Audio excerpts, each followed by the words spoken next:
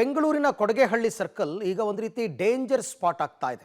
Over speed ಆಗಿ ಬಂದಂತಹ ವಾಹನಗಳಿಗೆ ನಿಯಂತ್ರಣ ಸಿಗದೆ ತಿರುವಿನಲ್ಲಿ ಆಕ್ಸಿಡೆಂಟ್ಗಳು ಹೆಚ್ಚಾಗ್ತಾ ಇದೆ. ಮೊನ್ನೆ ಮದ್ಯಪಾನ ಮಾಡಿ ಅದೇ ಸರ್ಕಲ್ನಲ್ಲಿರುವ ದೇವರ ಕಟ್ಟೆಗೆ ಹಾಗೂ ವಿದ್ಯುತ್ ಕಂಬಕ್ಕೆ ಕಾರೊಂದು ಡಿಕ್ಕಿ ಹೊಡೆದಿದೆ. ಕಟ್ಟೆ ಪೀಸ್ ಪೀಸ್ ಆಗಿದ್ದು ಪಕ್ಕದಲ್ಲಿದ್ದ ಅಂಗಡಿಗಳಿಗೂ ಕೊಂಚ ಡ್ಯಾಮೇಜ್ ಆಗಿದೆ.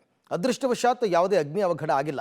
ಕೊಡಗೇಹಳ್ಳಿ ಸರ್ಕಲ್ ಬಳಿ ತಿರುವು ಚಿಕ್ಕದಾಗಿದ್ದು ಮದ್ಯಪಾನ ಮಾಡಿ ವಾಹನಗಳನ್ನು ಚಾಲನೆ ಮಾಡೋದ್ರಿಂದ ತಿರುವಿನಲ್ಲಿ ಕಂಟ್ರೋಲ್ ಸಿಗದೆ ನಿತ್ಯ ರಸ್ತೆ ಅಪಘಾತಗಳಾಗ್ತಾ ಇದೆ.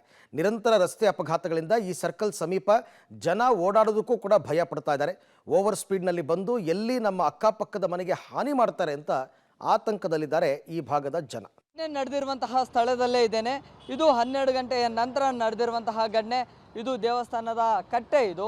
ಸೊ ಅದರ ಪಕ್ಕದಲ್ಲೇ ಮನೆ ಕೂಡ ಇದೆ. ನೇರವಾಗಿ ಓವರ್ ಸ್ಪೀಡಲ್ಲಿ ಬಂದು ನೇರವಾಗಿ ಈ ಕಟ್ಟೆಗೆ ಡಿಕ್ಕಿ ಹೊಡೆದಿದ್ದಾರೆ. ಹೊಡೆದಿರುವಂತಹ ರಭಸಕ್ಕೆ ಕಂಪ್ಲೀಟ್ ಆಗಿ ವಿದ್ಯುತ್ ಪೋಲ್ ಏನಿದೆಯಲ್ಲ, ವಿದ್ಯುತ್ ಪೋಲ್ ಕೂಡ ಮುರಿದು ಬಿದ್ದಿತ್ತು. ಹಾಗೆ ವಿದ್ಯುತ್ ಲೈನಿಂಗ್ ಅಲ್ಲಿತ್ತು, ಲೈವ್ ಇತ್ತು. ಸೊ ಏನಾದರೂ ಒಂದೊಮ್ಮೆ ಅಗ್ನಿ ಅವಘಡ ಆಗಿದ್ರೆ ಅಕ್ಕಪಕ್ಕದ ಅಂಗಡಿಗಳಿಗೂ ಕೂಡ ಹಾನಿ ಆಗುವಂಥ ಸಾಧ್ಯತೆಗಳಿದ್ದು, ಜೊತೆಗೆ ಅಗ್ನಿ ಅವಘಡಗಳಾಗುವಂಥ ಸಾಧ್ಯತೆ ಇತ್ತು. ಆದರೆ ಅದು ಯಾವುದೂ ಕೂಡ ಆಗಲಿಲ್ಲ. ಜೊತೆಗೆ ಹೊಡೆದಿರುವಂತಹ ಫೋರ್ಸ್ಗೆ ಕಂಪ್ಲೀಟ್ ಆಗಿ ಕಟ್ಟೆಯ ಭಾಗ ಏನಿದೆಯಲ್ಲ ಅದೆಲ್ಲವೂ ಕೂಡ ಛಿದ್ರ ಆಗಿದೆ. ಸೊ ಇಲ್ಲಿ ಒಂದು ನೇತಾಜಿ ಆಟೋ ಚಾಲಕರ ಸಂಘದೊಂದು ಏನು ಬೋರ್ಡ್ ಇತ್ತು ಅದೆಲ್ಲವೂ ಕೂಡ ಇದೀಗ ಕಂಪ್ಲೀಟ್ ಆಗಿ ಡ್ಯಾಮೇಜ್ ಆಗಿದೆ. ಅದಕ್ಕಿಂತ ಮುಂಚಿತವಾಗಿ ಮುಂಭಾಗದ ಆ ದೇವಸ್ಥಾನದ ಕಟ್ಟೆ ಏನಿದೆ ಅದಕ್ಕೂ ಕೂಡ ಡ್ಯಾಮೇಜ್ ಆಗಿದೆ.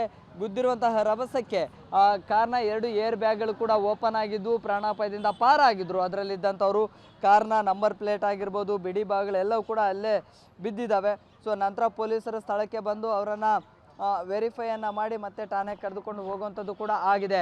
ಆದರೆ ಇಲ್ಲಿರುವಂತಹ ಜನರ ಅಸಮಾಧಾನ ಜೊತೆಗೆ ಆಕ್ರೋಶ ಏನು ಅಂತ ಹೇಳಿದರೆ, ರಾತ್ರಿ ಸಂದರ್ಭದಲ್ಲಿ ಜನ ಇಲ್ಲೇ 2 ವೀಲರ್ಗಳು ಓಡಾಡ್ತಾ ಇರ್ತಾರೆ, ಜನ ಓಡಾಡ್ತಾ ಇರ್ತಾರೆ. ಸೊ ಓವರ್ ಸ್ಪೀಡಲ್ಲಿ ಏನಾದರೂ ಈ ರೀತಿಯ ಆಕ್ಸಿಡೆಂಟ್ ಪ್ರಕರಣಗಳಾದರೆ ಸೊ ಹೋಗುವಂಥವ್ರಿಗೂ ಜೀವಕ್ಕೂ ಕೂಡ ದೊಡ್ಡ ಮಟ್ಟದಲ್ಲಿ ಹಾನಿ ಆಗುವಂಥ ಸಾಧ್ಯತೆಗಳಿರುತ್ತೆ. ಸೊ ಕುಡಿದು ಚಾಲನೆ ಮಾಡಿರೋದ್ರಿಂದಾಗಿ ರಸ್ತೆಯಲ್ಲಿ ಓಡಾಡೋಕ್ಕೂ ಕೂಡ ಭಯ ಆಗ್ತಾ ಇದೆ ಅನ್ನುವಂಥದ್ದನ್ನು ಹೇಳ್ತಾ ಇದ್ದಾರೆ. ಸ್ಥಳೀಯರಿದ್ದಾರೆ, ನಿನ್ನೆ ಇದ್ದಂಥವ್ರು ಕೂಡ ಇದ್ದಾರೆ, ಅವ್ರನ್ನ ಮಾತನಾಡಿಸ್ತೀನಿ. ಸರ್, ನಿನ್ನೆ ಏನಾಯಿತು ಸರ್? ಹೇಗಿತ್ತು ಇನ್ಸಿಡೆಂಟು? ಯಾರಿಗೂ ಏನೂ ಆಗಲಿಲ್ವಾ? ಹೆಂಗೆ? ಇಲ್ಲ ಸರ್, ಯಾರಿಗೂ ಏನೂ ಆಗಿಲ್ಲ. ನಮ್ಮ ಗಾಡಿಗೆ ಒಂದು ಸ್ವಲ್ಪ ಜಸ್ಟ್ ಮಿಸ್ಸು ಹೊಡೆದಿದ್ರೆ ಒಂದು 3 ಜನನೂ ಸ್ಪಾಟ್ ಆಗ್ಬಿಟ್ರು. ಕುಡ್ದ್ಬಿಟ್ಟು ಗಾಡಿ ಓಡಿಸ್ಬಾರ್ದು ಸರ್. ಏನಕ್ಕೆ ಕುಡ್ದ್ಬಿಟ್ಟು ಗಾಡಿ ಓಡಿಸ್ಬೇಕು?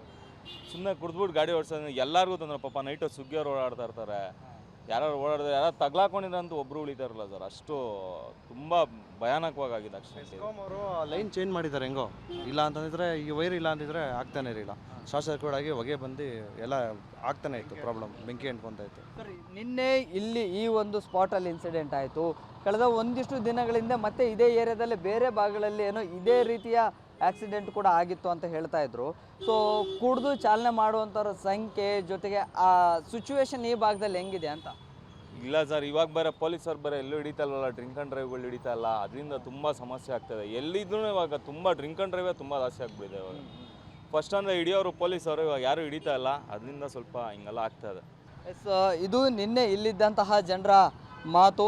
ಸ್ಥಳೀಯರು ಕೂಡ ಹೇಳ್ತಾ ಇದ್ರು, ಈ ಭಾಗದಲ್ಲಿ ಕುಡಿದು ಎರ್ರಬಿರಿಯಾಗಿ ವೆಹಿಕಲ್ಗಳನ್ನು ಓಡಿಸ್ತಾ ಇರ್ತಾರೆ. ಅಕ್ಕಪಕ್ಕದಲ್ಲಿ ಯಾರಾದರೂ ಹೋಗುವಂಥವ್ರಿಗೆ ಡಿಕ್ಕಿ ಏನಾದರೂ ಆಯಿತು ಅಂದರೆ ಜೀವನ್ನೇ ಕಳೆದುಕೊಳ್ಳುವಂಥ ಸ್ಥಿತಿ ಕೂಡ ಇದೆ. ಸೊ ಪಾದಚಾರಿಗಳಾಗಿರ್ಬೋದು, 2 ವೀಲರ್ಗಳಾಗಿರ್ಬೋದು, ಒಂದು ರೀತಿಯಲ್ಲಿ ಎಲ್ಲಿ ಆಕ್ಸಿಡೆಂಟ್ಗಳಾಗುತ್ತೋ ಅನ್ನುವಂಥ ಆತಂಕದಲ್ಲಿ ಮೂವಿಂಗ್ ಆಗ್ತಾ ಇರ್ತಾರೆ ಅನ್ನುವಂಥದ್ದನ್ನು ಸ್ಥಳೀಯರು ಕೂಡ ಹೇಳ್ತಾರೆ. ಸದ್ಯಕ್ಕೆ ಈ ಘಟನೆಗೆ ಸಂಬಂಧಪಟ್ಟಂತೆ ಪೊಲೀಸರು ಕೂಡ ಪ್ರಕರಣವನ್ನು ದಾಖಲಿಸಿಕೊಂಡಿದ್ದಾರೆ. ಜೊತೆಗೆ ಅಸಲಿಗೆ ಏನಾಯಿತು, ಜೊತೆಗೆ ಓವರ್ ಸ್ಪೀಡ್ಗೆ ಏನು ಕಾರಣ, ಮದ್ಯಪಾನವನ್ನು ಮಾಡಿದ್ರ ಅನ್ನುವಂಥದ್ದನ್ನು ಕೂಡ ತನಿಖೆಯ ನಂತರ ಗೊತ್ತಾಗಲಿದೆ. ಸದ್ಯಕ್ಕಂತರೂ ಈ ಭಾಗದ ಜನರಿಗೆ ಅಂದರೆ ರಾತ್ರಿ ಸಂದರ್ಭದಲ್ಲಿ ಎರ್ರಬಿರಿಯಾಗಿ ವೆಹಿಕಲ್ಸ್ಗಳನ್ನು ಮೂವಿಂಗ್ ಮಾಡ್ತಾ ಇರ್ತಾರೆ, ಅಂಥದ್ರ ಬಗ್ಗೆ ಜಾಗ್ರತೆಯನ್ನು ವಹಿಸಬೇಕು ಅನ್ನುವಂಥದ್ದನ್ನು ಒತ್ತಾಯ ಮಾಡ್ತಾ ಇದ್ದಾರೆ. ಕ್ಯಾಮ್ರಾ ಪರ್ಸನ್ ವಿನಯ್ ಜೊತೆ Prakash D Rampur, public TV, Bengaluru.